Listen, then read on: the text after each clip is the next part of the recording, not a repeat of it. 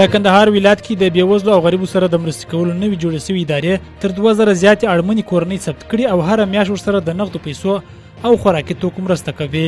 د یادې ادارې مسؤلین وایي چې د کندهار ښار له ټولو سیمو یې سوال کوونکي ښځینه او نارینه راټول کړي او بایومټریک کړي دي او ورسره هر میاشت د نقدو پیسو او خوراکي توکو مرسته کوي.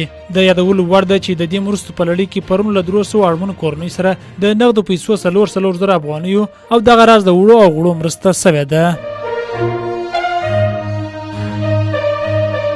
د بامیان ولایت ځای چارواکو خبر ورکړی دی چې د دغه ولایت په یکاولنګ لومړی نمبر ولسوالۍ کې د سیلابونو راوتلو له امله د 2 کورنیو 18 تنه مړه شوي دي. د معلوماتو له مخې تر دې دمه یوازې د 8 تنو جسدونه موندل شوي او د 10 تنو نور جسدونه ندرکه دي.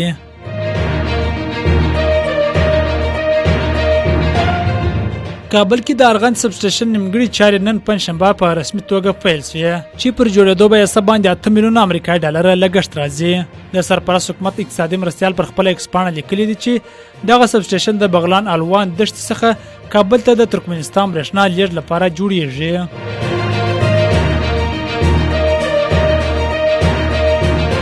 د شلوريز نړیوال جام سالوي په لومړي نیمه پایلوبه کې سویلي افریقا افغانستان ته د 9 وکټو په توپیر ماته ورکړه او پایلوبې ته لار پیدا کړه. د یادولو وړ ده چې نن ماښام 9 بجې دویمه نیمه پایلوبه د هندستان او انګلستان ترمنځ ترسره کیږي.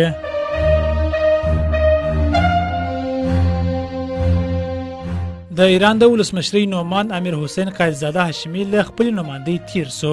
امیر حسین قایزاده هاشمی د ایران په ټاکنو کې د یو توندلاري نومان په ګټه له خپل نمائندګۍ تیر سو. قایزاده چې د ایران د مخکینی مړسي ولسمشر ابراهیم رئیسی مرستیال و د چهارشنبه په ورځ د جون په 14 ویل دا کار د انقلابي ځواکونو د یووالي په موخه کړی دی.